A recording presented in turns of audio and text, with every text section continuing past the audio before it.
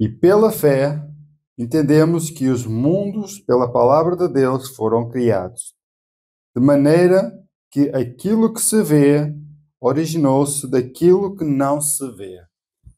E como o tema de hoje tem algo em especial, que é a fé, é interessante que todos nós, aqui presentes, como todos os homens do passado, tiveram que tomar uma atitude de fé. Tiveram que dar um passo pela fé. Em todas as circunstâncias, em todos os momentos da vida, eles tiveram que trabalhar algo. O primeiro a experimentar a fé foi o primeiro homem criado à imagem de Deus, Adão. Após a queda, foi dado a Adão a oportunidade de trabalhar a fé em algo. Né? E muitos homens tiveram que passar por essa experiência. Mas, para começar, o que é fé? O que é que podemos definir como fé? Uma pequena palavra com duas letras, fé. Qual é o significado, qual é a importância? O que é que Deus nos revela através da sua palavra, mostrando o que significa fé? Muito bem. A irmã Aline acabou de nos dizer, não, ela acabou de nos dizer que a palavra de Deus exatamente nos mostra. Hebreus, capítulo 11, não o versículo 13, mas o versículo 1, que nos diz: Ora, a fé é o firme fundamento das coisas que se esperam e a prova das coisas que se não veem. Quem escreveu isto tinha que, nos tempos de hoje, ou era um filósofo, porque escreveu uma coisa que é incompreensível. Não é? A fé é um firme fundamento, é algo sólido, algo seguro, que mantém a esperança em algo. Não é? Exatamente a fé é assim que trabalha no cristianismo, é o fundamento, a base daquilo que nós esperamos. E o que é que nós esperamos? A volta de Jesus, a restauração de todas as coisas, a eternidade. E também diz que é a prova das coisas que não se veem. Bem, isto é de loucos. Provar algo que não vemos é complicado. É mais fácil provar aquilo que vemos do que aquilo que não vemos. Exatamente. É isso que Deus quer provar em nós. Se nós acreditamos naquilo que Ele nos revela e se esperamos nessas promessas. Então, muitos homens tiveram que ser provados na palavra de Deus, nas promessas de Deus. Mas sabemos que Deus nunca falhou. Então, entendemos aqui a fé em Hebreus, que é o firme fundamento, né? E também as provas das coisas que não se vê, né? Provar é que não se vê. Mas a outra pergunta é, como é que eu posso ter fé? Como é que eu posso ter fé? O que é que a Bíblia nos fala? Deixamos a Bíblia falar. Romanos, capítulo 10, versículo 17. Quem é que ela é para nós? Romanos, capítulo 10 e o versículo 17. Nos vai o apóstolo Paulo a explicar como eu poderei ter fé. Así que la fe viene por el oír y el oír por la palabra de Dios. Interessante. O apóstolo Paulo diz que para eu ter fé, eu preciso de ouvir. Mas ouvir o quê?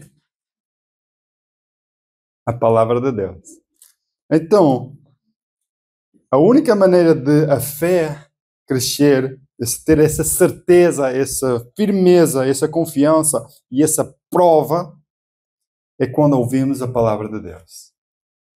E quando nós ouvimos a palavra de Deus, então cresce em nós algo que não dá para explicar.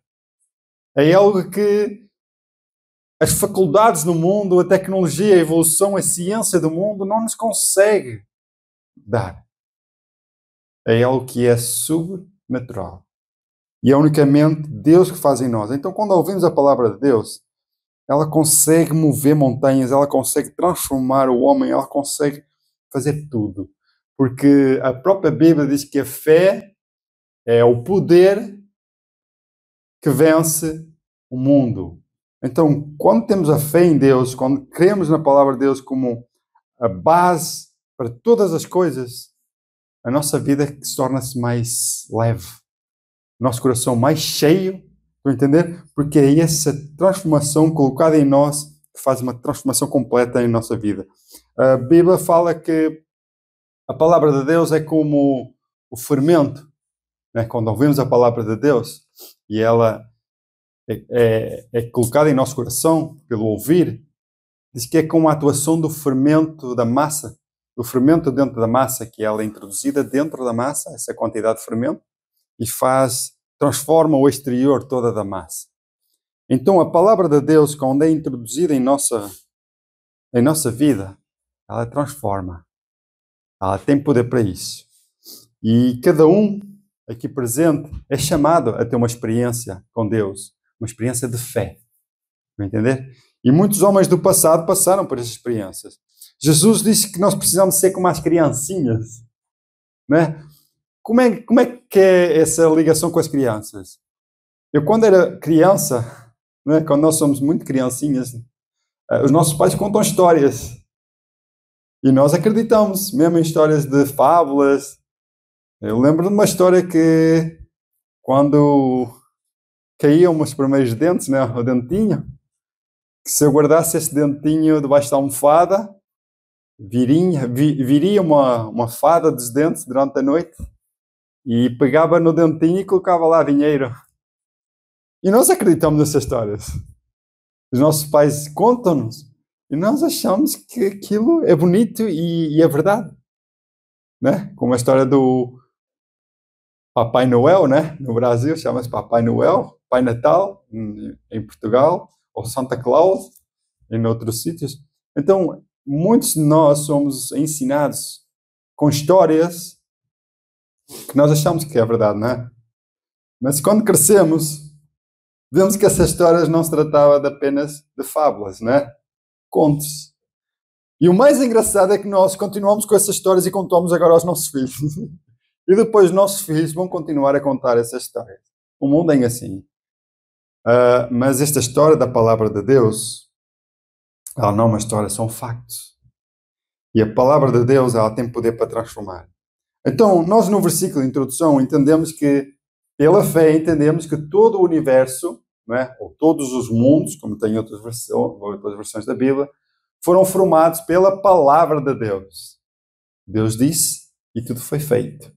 Então, nós vemos, isto é, nós entendemos que aquilo que se vê hoje no mundo, na natureza, os animais, o sol, a lua, as estrelas, o mar e tudo que existe, não existia, mas veio a existir pela palavra de Deus. E conseguimos entender que, por essa criação, aquilo que não vemos.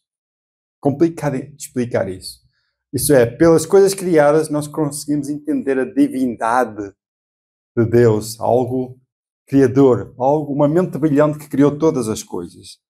E são essas histórias que nós entendemos pela palavra de Deus, que não é uma história, é um conto, é um facto, que nós entendemos que a fé é exatamente isso, em acreditar como não sabemos. Mas ter a certeza de que Deus existe e ter a certeza de que a palavra de Deus é a verdade e ter a certeza de algo melhor para a nossa vida, que é a eternidade. Vamos falar alguns exemplos aqui da palavra de Deus, de homens e também de mulheres. Irmãos, há uma história de fé, há muitas histórias de fé na Bíblia que me deixam assim impressionados. Nós vamos abrir em Marcos capítulo 5 e vamos ler o versículo 25. O que é que nos revela lá? E de quem é que eu estou a falar? Marcos capítulo 5 e o versículo 25. Então diz aqui que uma certa mulher, não diz o nome dela, ela havia 12 anos que tinha um fluxo de sangue. Isto é, na visão judaica, esta mulher era impura era apartada da sociedade porque ela tinha um fluxo de sangue. E esta mulher, há 12 anos, passava por essa tortura, por esse sofrimento. Também podemos ver o mesmo relato em Lucas capítulo 8 e o versículo 43. E uma mulher que tinha um fluxo de sangue havia 12 anos e gastara com os médicos todos os seus haveres e por nenhum pudera ser curado. Aqui Lucas, ele era médico. Então Lucas escreveu esta passagem desta mulher com olhos de médico. Então diz que esta mulher, além de ter uma perda de sangue, há 12 anos, ela gastou todos os seus recursos com os médicos. Toda a sua esperança estava nos médicos. E no final, que acabou os seus recursos, ficou sem os recursos e sem cura. Mas é aqui que eu quero chegar, a fé. Ela ouviu falar de alguém. Ela ouviu falar de alguém que curava pessoas. Casos impossíveis eram restaurados. E essa mulher que gastou tudo, aparentemente ela estava num desespero tal, sem vontade de viver, com vontade até de morrer, de acabar com a sua vida. Colocou toda a sua esperança na medicina, em homens falíveis que não puderam fazer nada. E é aqui que Deus atua. No momento impossível, o ser humano começa a possibilidade. Então essa mulher ouviu falar de um galileu, lá da Galileia, que estava a passar exatamente por aquela parte onde ela vivia. E ela ouviu falar nas curas, nos milagres deste homem. Então ela colocou no seu coração: se eu pudesse tocar no manto desse homem, porque ela sentia-se impura, ela era impura, e ela não podia tocar nas pessoas, senão as pessoas também ficariam impuras. Então ela disse: esse homem é um homem santo. Eu não posso tocar num homem santo porque eu não sou digna. Então ela pensou: se eu pudesse ao menos tocar no manto, eu seria curada. Então essa certeza em seu coração foi a que levou agora a ir até ao médico dos médicos. Mas havia uma barreira, havia uma multidão em que ela teria que passar por meio da multidão e não tocar em ninguém, senão a multidão passava a ser imunda. É como o vírus da Covid, né? Passa de uns para os outros e temos de estar ali em confinamento, não podemos aproximar-nos dos outros. É quase um paralelo. Então essa mulher arranjou uma estratégia para chegar até Jesus e tocar-lhe. E nós vemos que no relato ela passou por meio da multidão. No momento mais esperado, ela deu aquele passo da fé, tocou-lhe. E o que aconteceu? Foi restaurada. A cor da sua pele voltou, a energia voltou, o fluxo terminou e ela tornou-se agora uma nova criatura. Uma nova oportunidade foi dada de vida em que ela agora tinha vontade, ela antes tinha vontade de morrer, agora ganhou vontade de viver. Essa fé dessa mulher, ela toca qualquer coração que ouve essa história e diz assim: nossa, que Deus maravilhoso. E não foi preciso nada, só foi unicamente ela chegar ali e tocar. É o toque da fé. Mas vamos chamar outras mulheres. Hoje vai ser dedicado praticamente às mulheres. Outra mulher que também passou por uma prova muito difícil. Gênesis capítulo 12. Logo no princípio da Bíblia. Estamos a falar sobre o passo da fé. Vamos falar outra mulher. A quem é que dirigimos? Gênesis capítulo 12. Vai falar de uma mulher que é chamada a mãe das nações. Que é, neste momento, era Sarai. E não Sara. Então, Sarai, mulher de Abraão, né? Como é que ele explicar essa história? Nós sabemos que era um casal jovem, acreditamos.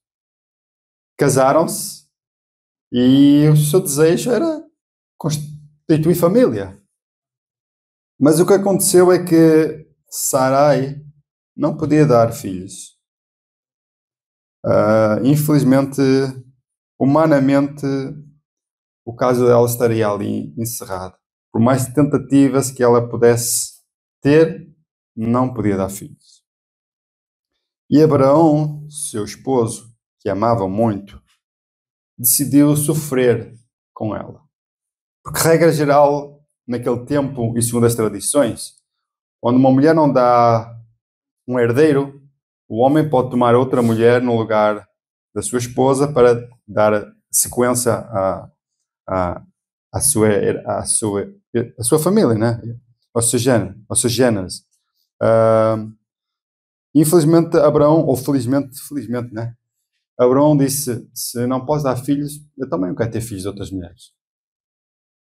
Se é essa a vontade de Deus, nós vamos em frente. Mas eles tentavam, quando chegasse a hora, acontecia, né? Com aquela esperança de que um dia podia acontecer. Enquanto são jovens, a esperança está sempre ativa, né? O problema é que quando os frutos não aparecem e vão envelhecendo e aquela energia, aquele vigor começa a diminuir, em que esse jovem casal acabou de chegar até uma idade que já seria quase impossível, né? Só mesmo um milagre. Diz que quando Deus falou a Abraão para deixar a sua parentela, Abraão tinha 75 anos. Sara tinha 10 anos de diferença, né? Menos 10 anos. Então, se Abraão tinha 75 anos, quantos anos teria Sara? 65, exatamente. Então, uma mulher com 65 anos, apesar de ser naquele tempo, há cerca de quase 3.000 anos ou o quê, a condição física ainda era muito forte, era possível ainda uma mulher de 65 anos ter filhos. Apesar de estar ali no tempo, de acabar o tempo para as mulheres, né? Ela ainda tinha essa esperança. O que acontece é que Deus chama Abraão para deixar a sua parentela e Deus promete fazer dele uma grande nação, de Abraão. Só que não sabia que era através de Sara. O que acontece é que passaram cerca de 25 anos. Passaram uma vida inteira a tentar engravidar, não é? Tentar dar descendência, e não houve. Deus chama Abraão para deixar a sua parentela e fazer dele uma grande nação. E desse tempo até que surge Isaac, não é? Passaram 25 anos. 25 anos, a promessa de Deus não se cumpriu. E Sara chegou a um tempo desse, agora que eu tinha 65 anos, estava ainda naquela última fase de ter uma pequena esperança, agora que entrei na menopausa é impossível para mim. Ainda por cima já passaram 25 anos, 65 mais 25 dá quanto? 90 anos. Isto é, Sara já estava com 90 anos. Agora perdeu completamente a esperança. Então Sara pensou que não seria através dela e arranjou uma escrava para dar à luz. E nós vemos qual foi o resultado, né? Confusão depois. Mas Deus Deus cumpriu a sua promessa. Infelizmente, Sara estava a ser provada. 25 anos de prova, além de toda uma vida. Aconteceu que no momento mais difícil, vendo mais a fé, Sara tomou uma decisão. E Abraão condescendeu, mostrando falta de fé na promessa de Deus. Por que seria com outra mulher e não com Sara? Se Deus instituiu o casamento de um homem com uma mulher só, e não um homem ter várias mulheres. Teria que ser com Sara. Como? Não sabemos. Não sabemos o que aconteceu depois. 3 anjos visitaram Abraão, né? E um desses anjos disse que, ora, daqui a um ano, nesta altura, terás um filho, homem. E o seu nome será Isaac. Sara ouviu. O homem está maluco. Eu com 90 anos agora vou dar à luz um filho. Né? E um desses homens, né? Fala, Sara, por que te rires?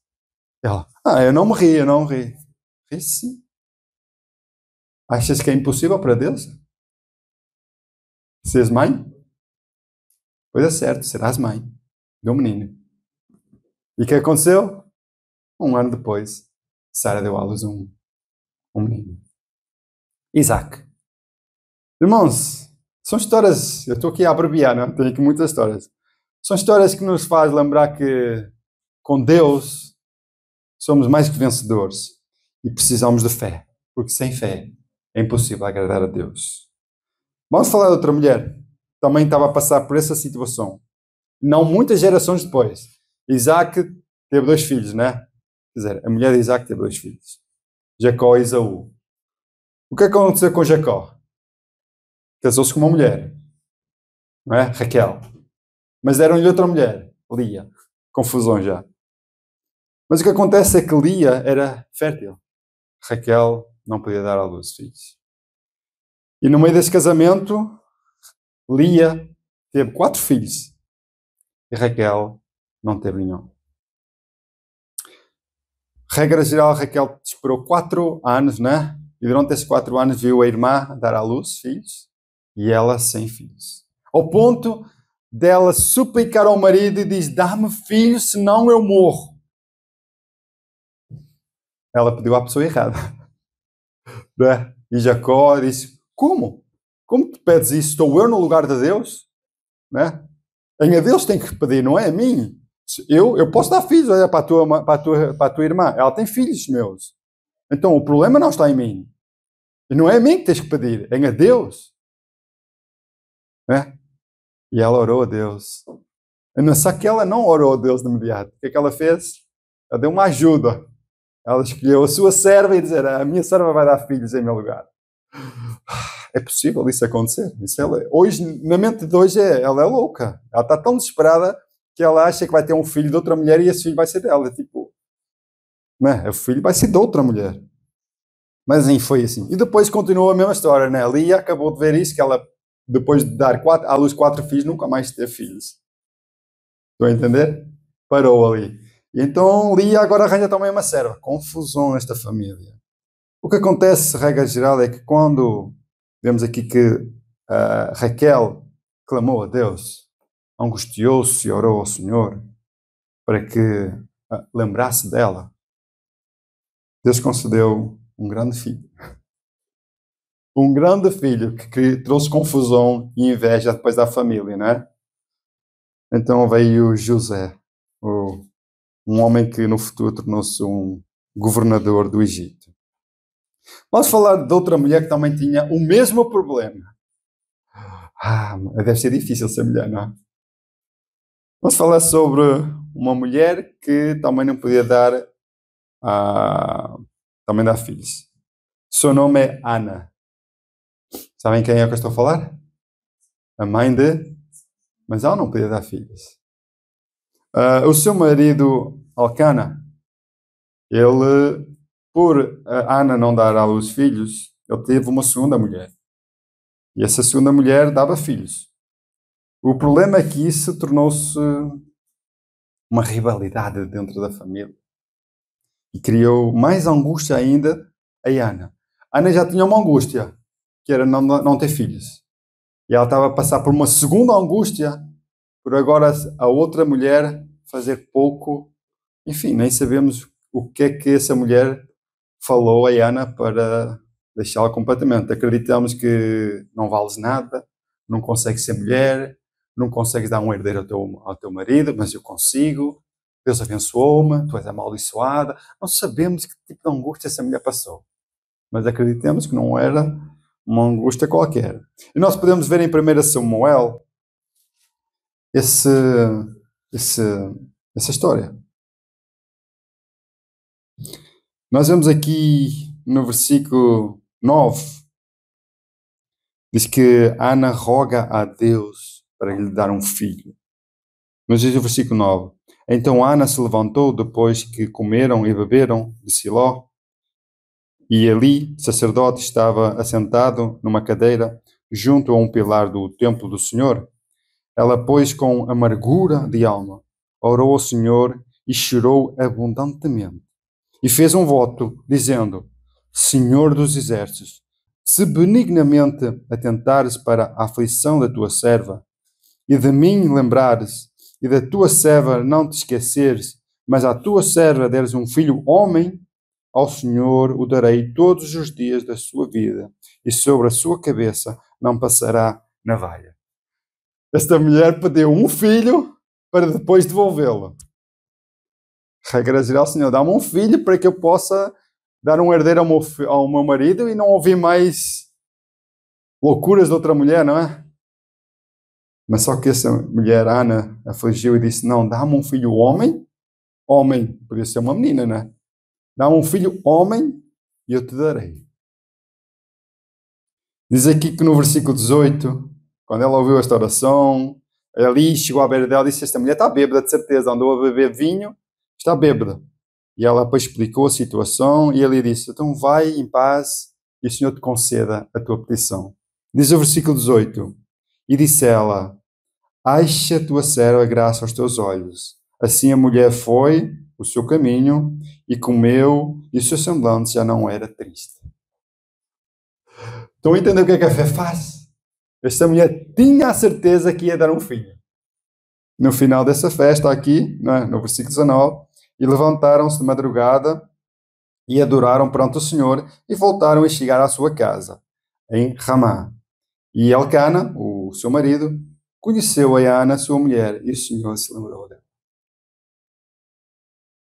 Irmãos, humanamente, quando vejo esta história, quando nós estamos tristes, deprimidos, o nosso corpo não está bem. E é uma situação muito difícil para o nosso corpo produzir aquilo que é preciso. E diz que aqui ela já não era mais triste. Estão a entender? E isto, a felicidade em seu coração, a certeza da fé, foi uma ajuda, foi um passo para realizar um propósito. Estão a entender? Porque está escrito, um coração alegre serve de bom remédio, né? Mas um espírito abatido seca até os ossos. Então temos a entender que a nossa condição espiritual, a nossa condição emocional afeta muito o nosso corpo. É claro aqui, milagre de Deus, fé. Falamos de outra mulher também. Uma mulher que não fazia parte do povo de Deus e a condição social dela era daquelas condições assim, muito indignas, né? Estamos a falar de uma mulher lá em Jericó. É uma pista, os irmãos sabem quem é que eu estou a falar? Raabe, uma prostituta. Uma mulher que vivia ali nas muralhas. Enfim, essa mulher, ela ouviu relatos de um povo que foi liberto da escravidão do Egito, em dos prodígios e milagres que esse Deus fizera, e ela abraçou com a fé a um Deus que ela ouviu falar, que ela nem conhecia. Deixou o culto aos seus deuses e começou a confiar nesse Deus. E vemos que essa história de Raabe fala até aos nossos tempos de hoje. Uma mulher indigna, em qual Deus poupou no meio da destruição da cidade. Ela e a sua família foram poupados. Por quê? Porque ela recebeu em casa os espias, acolheu-os, protegeu-os e pediu a esses espias para que o Deus deles protegesse a ela e a sua família. E esses homens disseram, sim, será. E Deus protegeu. Mostrando ainda que a convicção dela e a fé dela era verdadeira. Então, irmãos, no mundo de hoje, nós precisamos de fé. Mais do que nunca. E estes homens, estas histórias do passado, elas servem para isso mesmo. Mas até nós nisso precisamos de ajuda. A ter fé. Porque não é só ouvir a palavra de Deus, ter fé. Nós precisamos que Deus nos ajude a ter fé. Até nisso nós precisamos dele. Nós temos o relato em Marcos capítulo 9. Vamos lá falar de uma situação de um homem que diz, Senhor, ajuda-me a ter fé. Ajuda a minha incredulidade. Não é? A dúvida é terrível. Vamos a Marcos capítulo 9. Vamos ler o versículo. Nós vamos já entender qual é a história. É de um homem, um pai de família, tinha o seu filho, que estava possuído por demónios. E ele não conseguia de maneira nenhuma ajudar o filho, por mais que ele queira ajudar o filho. E um da multidão, respondendo, disse: Mestre, trouxe-te o meu filho, que tem espírito mudo. E este, onde quer que o apanhe, despedaça-o, e ele espuma, e range os dentes, e vai definhando. E eu disse aos teus discípulos que o expulsassem, e não o puderam.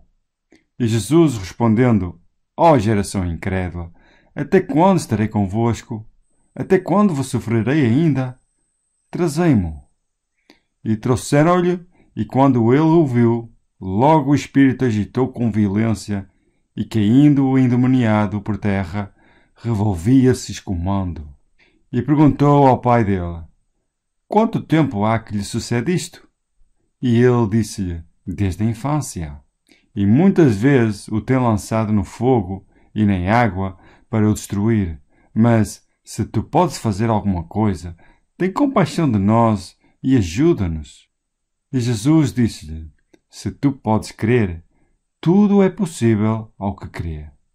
E logo o pai do menino, clamando com lágrimas, disse: Eu creio, Senhor, ajuda a minha incredulidade. É que nós às vezes vamos a Cristo, pedimos a Ele algo, mas com dúvida, achando que parece impossível, mas eu vou pedir para Deus. Aqui Jesus, Ele nos dá uma lição. Não basta ir só até Ele e pedir. É preciso crer. Jesus podia, então Jesus não podia. Jesus podia tudo. Agora Jesus aqui, Ele quer trabalhar a fé desse pai. E dizer, se tu creres, assim será. Nós sabemos o que aconteceu. Jesus expulsou o espírito deste homem, deste jovem, não é? E este jovem tornou-se uma criança normal outra vez, graças a Deus. Irmãos, o problema aqui, nessas histórias todas, nunca esteve em Deus. O problema esteve sempre no ser humano, na nossa incredulidade. Deus leva a nossa vida a tal ponto, a ver até que ponto nós confiamos nele. Nosso problema está sempre em nós e nunca em Deus, mas em Deus está a solução para tudo. Nós vemos em Lucas capítulo 18, um bocadinho mais à frente, capítulo 18 e o versículo 27. Aqui vemos aquela história do homem rico, que ele fazia tudo, já desde a sua meninice ele guardava os seus mandamentos. Então Jesus, ora, só te falta uma coisa para ser perfeito, não é? E no versículo 27 diz assim: Mas ele respondeu: As coisas que são impossíveis aos homens são possíveis a Deus. Certo? Então, aquilo que é impossível para nós, para Deus, é possível. Então, Deus tem sempre a solução. No meio de todas essas histórias aqui, nós entendemos que através da fé, tudo é possível. E uma de muitas histórias da fé que nós temos aqui, irmãos, temos muitas histórias da fé, muitas histórias da fé. Temos a história de Abraão, que é uma fé muito grande, que mostrou o quanto ele amava a Deus, a ponto de sacrificar o próprio filho, e sabendo que Deus, prometendo que fazendo dele, de Isaac, uma grande nação, Deus teria poder também para ressuscitar o próprio Isaac. Ele tinha a certeza. Como? Fé é mesmo assim. Como não sei, mas Deus vai fazer. Ele prometeu, ele vai cumprir. Agora, há uma fé que deixa assim um bocadinho tipo, como é que é possível um homem ter uma fé como esta? Mateus capítulo 8. Vamos falar sobre esta última fé. Mateus capítulo 8. Vamos falar de um homem de autoridade, um homem importante, que ele estava a passar por um problema, não é? Vamos ler o 8 até o 13. Nos diz assim: E entrando Jesus em Cafarnaum, chegou junto dele um centurião, rogando-lhe, e dizendo: Senhor, o meu criado jaz em casa, paralítico e violentamente atormentado. E Jesus lhe disse: Eu irei e lhe darei saúde. E o centurião respondendo, disse: Senhor, não sou digno que entres debaixo do meu telhado, mas diz somente uma palavra e o meu criado há de sarar. Pois também eu sou homem sob autoridade e tenho soldados às minhas ordens. E digo a este, vai, e ele vai. E ao outro, vem, e ele vem. E ao meu criado, faz isto, e ele faz isso. E maravilhou-se Jesus, ouvindo isto, e disse aos que seguiam, em verdade vos digo que nem mesmo em Israel encontrei tanta fé. Nem entre a igreja, né, daquele tempo, ele achou tamanha fé. Irmãos, uma coisa é Jesus curar alguém que está ali perto, ele tocar, ele ou fazer uma oração, enfim. Outra coisa é Jesus curar alguém que está lá distante. Quem é que falou que era possível essa fé? Quem é que falou a esse homem que era possível um homem curar alguém à distância? Quem é que lhe mostrou que isso era possível? Acreditar numa coisa dessas? Um pagão romano ter essa certeza. Essa história, irmãos, ela mexe qualquer um. E faz, a mim pessoalmente, mostrar onde realmente eu não tenho fé comparada com este homem. E o que aconteceu? Diz aqui versículo 11.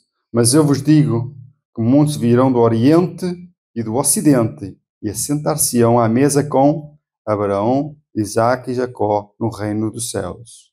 E os filhos do reino serão lançados nas trevas exteriores. Ali haverá pranto e ranger de dentes. Então disse Jesus ao centurião, vai e como creste te seja feito. E naquele momento, naquela hora, o criado sarou. Irmãos, aqui diz que os filhos do reino serão lançados nas trevas. E diz que os pagãos, os que vêm do Oriente e do Ocidente, não têm nada a ver com o povo de Israel. Eles vão estar à mesa com Abraão, Isaque e Jacó. Estão a entender a importância e a profundidade deste acontecimento? Imaginemos que nós, como igreja, estamos aqui achando que vamos estar no céu e o mundo todo vai estar lá e nós vamos ser lançados nas trevas. Como? É isso que pode acontecer comigo. É isso que pode acontecer com qualquer um de nós. Então, aqui mostra que o facto de estar na igreja, o facto de virmos aqui ao sábado, ou termos fé nisso aí, que nos vai dar a salvação. Ou a certeza de estarmos com Cristo. Este passo da fé é uma experiência que cada um terá que passar. Em qualquer momento da nossa vida, vamos ter que passar por essa experiência e mostrar se temos fé em Deus. Mas nós precisamos de ter fé. Nós precisamos de ouvir a palavra de Deus. E nós precisamos confiar que Ele vai fazer aquilo que nós não conseguimos fazer.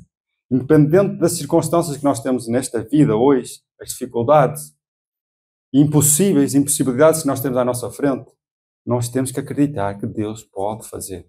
Deus pode transformar. E essa fé que nós precisamos, olhar estes homens do passado, eles passaram por essas dificuldades. E Deus transformou vidas. Deus pode fazer o mesmo hoje. Só que a nossa fé é pequenina. E Deus quer trabalhar essa fé. Tem um paralelo, para terminar, que diz: a fé é o poder que vence o mundo. Sem fé é impossível agradar a Deus. Mas também diz: porventura, quando o Filho do Homem vier sobre as nuvens do céu, achará fé sobre a terra. Então vai haver fé ou não vai haver fé? Temos fé ou não temos fé? Cremos ou não cremos? Então é Ele que nós temos que trabalhar e nós temos que estar preocupados.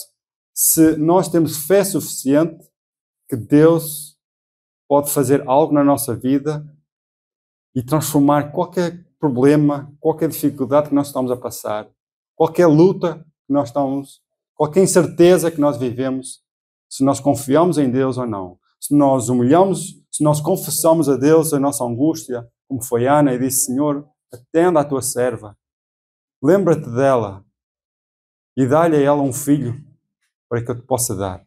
Então, irmãos, nós não temos nada para dar a Deus. É Ele que nos dá para nós devolver.